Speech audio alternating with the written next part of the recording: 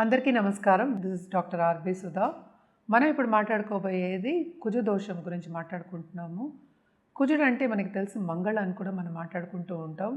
And also especially north Indians Manglik అంటారు, అంటే కుజ దోషం ఉన్న వాళ్ళని. అంటే ఏంటి కుజ దోషం అంటే ఏంటి అనేది ఫస్ట్ చూద్దాము. అంటే సర్టన్ ప్లేస్మెంట్స్ అందరికీ తెలుసు 12 భావాలు ఉంటాయి, అలాగే 12 హౌసెస్ అంటాం మనం, 12 రాసులు అంటాము. మంగళకారకుడు అంటే కుజుడిని మనం మంగళకారకుడు అంటూ ఉంటాం. అలాగే మనం ఏంటంటే డే ఇచ్చింది కూడా మంగళవారం ఇచ్చాము, పరిగణించాము. అండ్ ఆల్సో ఏంటంటే ఎలాగ ఫామ్ అవుతుంది కుజదోషం అనేది చూద్దాము. సో కుజుడు సపోజ్ ప్లేస్మెంట్స్ అంటే ఏంటి, ఇంట్లో భావాల్లో అలాగే రాసుల్లో మనం చూసుకోవాలన్నమాట.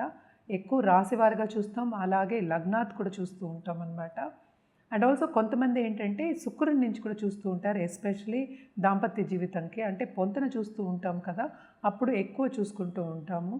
సో కుజదోషం ఎప్పుడు ఫామ్ అవుతుందంటే ఫస్ట్ హౌస్ మనం తీసుకోక్కర్లేదు, ఎక్కువ second, 7th, 8th and 12th house.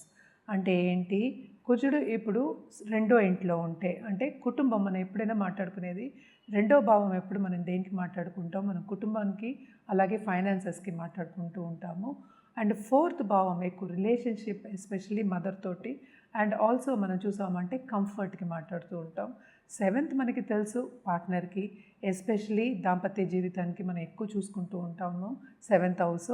And 12th house ఎక్కువ ఏంటంటే మనకి దాంపత్య జీవిత అనుకూలతకి కూడా మనం చూస్తూ ఉంటాం అన్నమాట.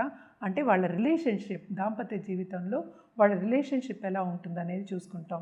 సో ఎప్పటికైనా మనం జాతకం పరిశీలించినప్పుడు, అండ్ ఆల్సో ఎస్పెషలీ మ్యారేజ్ అంటే పెళ్ళికి మనం చూసుకునేది ఏంటంటే మనకి మాంగళిక్ అంటే కుజదోషం ఉందా లేదా అనేది చూసుకుంటూ ఉంటాం అన్నమాట. సో ఈ పొజిషన్లో ఉన్నప్పుడు మనం కుజదోషం ఉందని పరిగణిస్తాం. దీంట్లో ఏంటంటే సర్టన్ కండిషన్లో కుజదోషం అంటే నెగేట్ అవుతుంది. అంటే ఏంటి, కుజుడు ఇప్పుడు లగ్నాధిపతి అయినప్పుడు, అండ్ ఆల్సో ఏంటంటే ఈ రాశికి అధిపతి అయ్యారు అని చెప్పామనుకోండి, అప్పుడు అండ్ ఆల్సో కుజుడు బెనిఫిక్ అయినప్పుడు సర్టన్ కండిషన్స్లో మనం ఏంటంటే ఇది ఏంటంటే క్యాన్సిల్ అవుతుందన్నమాట, కుజదోషం లేదు అనేది పరిగణించవచ్చు. సో వీటికి రెమెడియల్ మెషర్స్ కింద చాలామంది చేస్తుంది. ఎందుకు చేస్తారు, ఎందుకంటే మాంగళ్య బలానికి కూడా మనం ఏంటంటే 7th and 8th కూడా మనం చెప్పుకున్నాము, అందుకనే 8th హౌస్ కూడా మనం చెప్పుకుంటాం.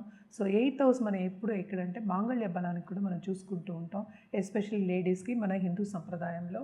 సో మంగళకారకుడు మాంగళ్య బలం ఇచ్చేవాడు, అలాగే ఏంటంటే అన్ని మంగళం చేసేవాడు మనమేమో కుజుడు. సో కుజుడు పొజిషన్ మనమేమో వెరీ ఇంపార్టెంట్ ఇన్ ఎనీ జాతకం, అంటే జాతకం చూసినప్పుడు.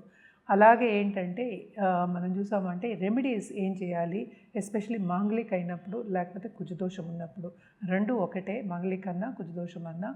దాని ఏంటంటే ఇంకో కుజదోషం ఉన్న వాళ్ళని పెళ్లి చేసుకోవడం అనేది ఫస్ట్ మనకి ఆస్ట్రాలజీలో చెప్పున్నారు. అదొకటి కాకుండా వివాహం అనేది కూడా చేస్తారు, అదొకటి కాకుండా చెట్టుకి వివాహం కూడా చేస్తారు. ఇంకోటి ఏంటంటే మనకి రెడ్ కోరల్ అంటే పగడాలు వేసుకోవడం చెప్పడం జరుగుతుంది. అండ్ ఆల్సో ఉపవాసాలు మంగళవారం ఉండడం, దానాలు ఇవ్వడం కూడా చెప్తాం అనమాట, ఎస్పెషల్లీ రెడ్ గ్రాము. సో ఇవన్నీ చేసుకుంటూ ఉంటే, అంటే నిత్యం చేసుకుంటూ, అంటే కుజదోషం అనేది నెగేషన్ అనేది ఉండదన్నమాట, ఉంటే కంటిన్యూస్గా ఉంటుంది. సో ఎప్పటికైనా సరే పెళ్ళికి చూసినప్పుడు, పొంతన చూసుకున్నప్పుడు కుజుడిని ప్రత్యేకంగా చూస్తాం. ఎందుకంటే కుజుడు ఏంటంటే అగ్రెసివ్ ప్లానెట్, మనకి తెలుసు. కోపతాపాలకు కూడా మనం కుజుడినే చెప్పుకుంటూ ఉంటాం, రెడ్ ప్లానెట్ అని కూడా చెప్పుకుంటూ ఉంటాము. అదొకటి కాకుండాను మనం చూసాము అంటే దాంపత్య జీవితంలో అనుకూలతకి ఇంటర్పర్సనల్ రిలేషన్షిప్ కూడా మనం చెప్పుకుంటూ ఉంటాం అన్నమాట. సో ఇదివరకు మనం చూసాము అంటే చిన్నప్పుడే పెళ్ళిళ్ళు చేసేసేవాళ్ళు. సో ఏంటంటే మాంగళ్య బలం ఉండాలి. మనం ఇదివరకు కూడా మన హిందూ సంప్రదాయంలో ఏంటంటే ఒకళ్ళే ఒక పెళ్ళే అని చెప్పుకునేవాళ్ళం. ఈ కాలంలో కాదు, ఇప్పుడు చీటికి మాటికి ఏదో మిఠాయి కొనుక్కున్నట్టు వెళ్ళి డైవర్స్ తీసుకుంటున్నారు. అయినా కూడా జాతకం నమ్మేవాళ్ళు, జాతక రీత్యా చూసేవాళ్ళు, ఎస్పెషలీ పొంతన చూసేవాళ్ళకి మనం చెప్పడం ఏంటంటే కుజుడు మంచి పొజిషన్లో ఉండాలి, అండ్ ఆల్సో కుజదోషం ఉండకూడదు అని చెప్పుకోవడం జరుగుతుందన్నమాట. అండ్ ఆల్సో మనం ఏంటంటే దాంపత్య జీవిత అనుకూలత అనేది వెరీ వెరీ ఇంపార్టెంట్. ఎందుకు ఏంటంటే పెళ్ళి అనేది నూరేళ్ల పంట అనేది మన పెద్దవాళ్ళు చెప్పిన ఒక విషయం, మనం చెప్పేది ఏం లేదు. ఏంటి, మన తర్వాత మన నెక్స్ట్ వచ్చే తరం కూడా బాగుండాలి. అంటే బాగుండాలి అంటే not only physically, mentally also and also ఏంటంటే స్పిరిచువల్లీ అంటే ఏంటి వాళ్ళకి సక్రమంగా లైఫ్ని వాళ్ళు లీడ్ చేయాలి అని చెప్పడానికి మనం చెప్తూ ఉంటాం అన్నమాట. సో తప్పక కుజుడు పొజిషన్ అనేది వెరీ వెరీ ఇంపార్టెంట్ ఇన్ జాతకం. అండ్ ఆల్సో మనకి తెలుసు కుజుడికి దేనికి ఆధిపత్యం ఉంది అంటే మనకి మేషానికి అలాగే వృశ్చికానికి. అండ్ ఆల్సో రెడ్ ప్లానెట్ నేను చెప్పినట్టు తొందరపాటు నిర్ణయాలు తీసుకోకుండా కొంచెం కామ్గా నిర్ణయాలు తీసుకోవాలి అన్నప్పుడు పరిహారాలు నేను ఇందాక చెప్పిన పరిహారాలు కుజదోషానికి చేస్తూ ఉంటాం అన్నమాట.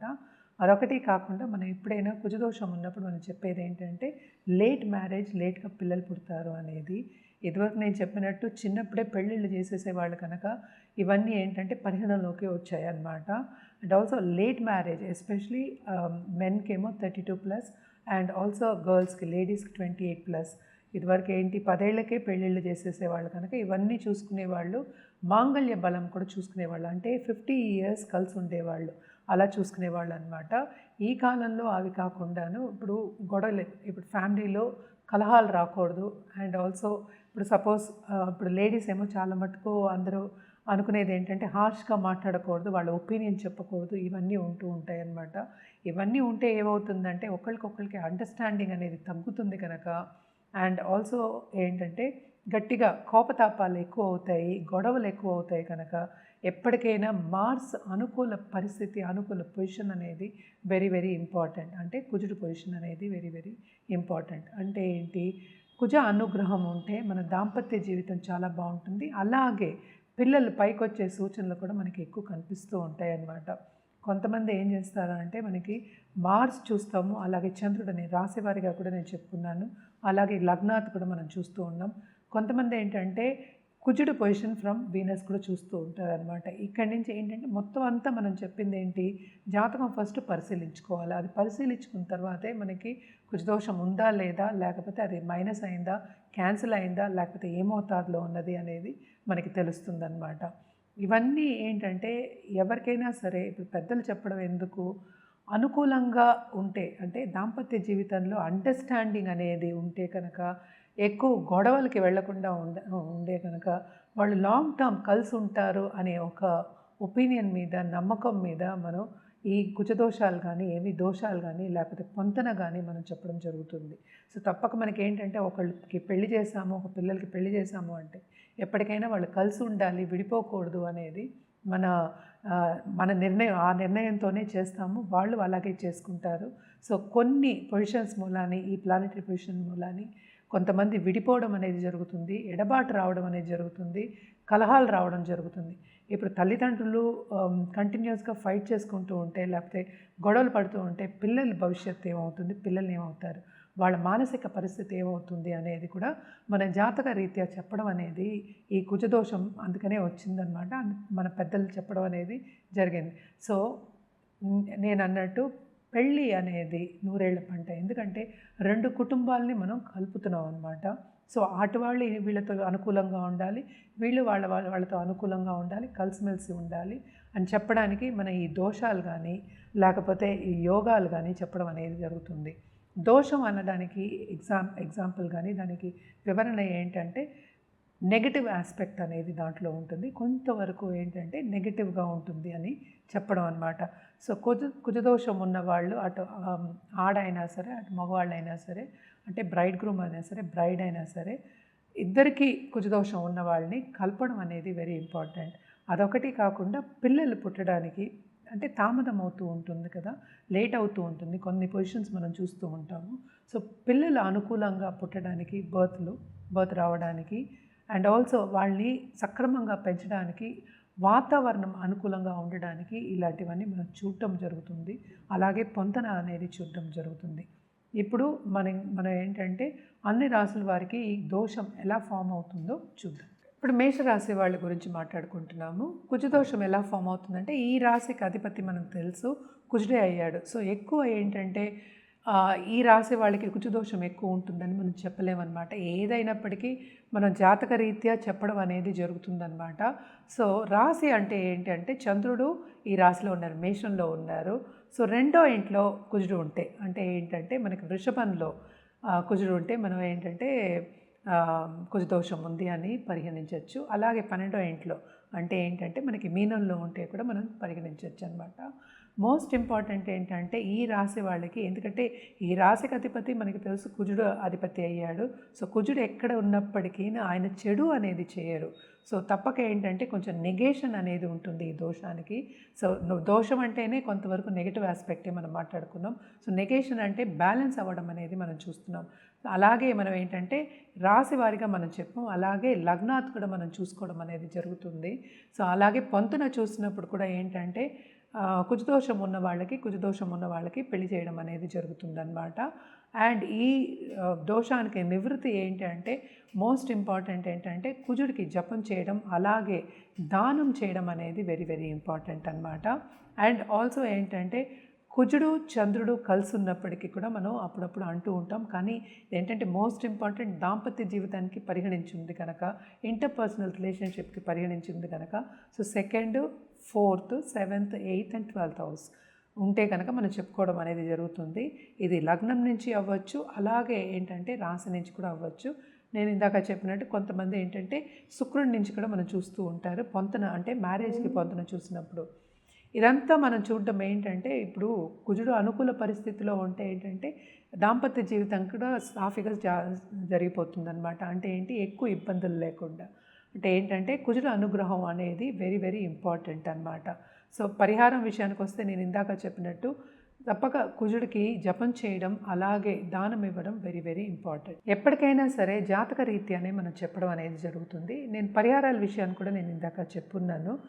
బట్ ఏంటంటే ఇందులో ఏంటంటే మనం శుక్రుడు కూడా చూసుకుంటూ ఉంటాం, అలాగే జూపిటర్ కూడా చూసుకుంటూ ఉంటాం అన్నమాట. దోషాలు అనేది భయపడవలసిన ఒక విషయం కాదు.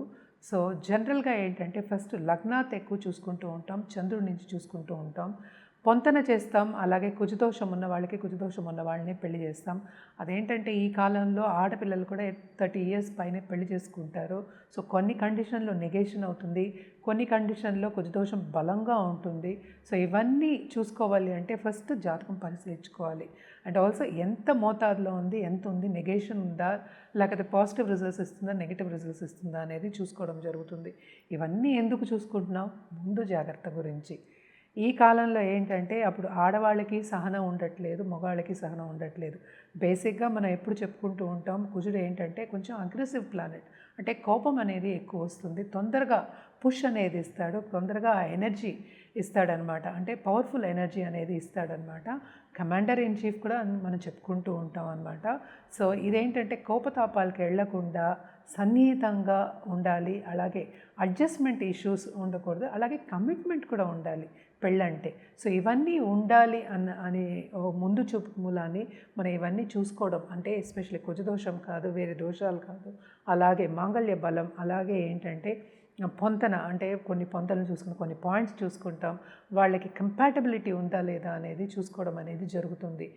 ఏదైనా సరే ఫస్ట్ ఏంటంటే జాతకం పరిశీలించుకోవాలి, ఫస్ట్ వ్యక్తిగత జాతకం పరిశీలించుకోవాలి. దాని తర్వాత మనం ఏంటంటే మ్యారేజ్కి వచ్చిన వాళ్ళకి ఇద్దరికీ పొంతన ఉందా లేదా అనేది చూడడం అనేది జరుగుతుంది. అండ్ ఆల్సో ఏంటంటే ఎప్పటికైనా సరే ముందే ఏంటంటే ఈ పార్ట్నర్షిప్ విడిపోకుండా ఉండడానికే చెట్టుకి పెళ్లి చేయడం కానీ, కుంభ వివాహాలు చేయడం కానీ జరుగుతుందన్నమాట. ఒక్కొక్క ప్రాంతంలో ఒక్కొక్క నమ్మకం అనేది ఉంటుంది, ఒక్కొక్క పద్ధతి అనేది ఉంటుందన్నమాట. సో ఒక్కొక్క అస్ట్రాలజర్ కూడా డిఫరెంట్గా చెప్పడం అనేది జరుగుతుంది. సో ఇవన్నీ ఏంటంటే జాతక రీత్యా, అంటే వ్యక్తిగత జాతకం మీద ఆధారపడి ఉంటుందన్నమాట. సో ఫస్ట్ వ్యక్తిగత జాతకం చూపించుకుని దాన్ని బట్టి పొంతన చేసుకోవడం, దాన్ని బట్టి ఒక పెళ్లి సంబంధం వస్తే ముందుకు సాగడం అనేది చాలా మంచిది.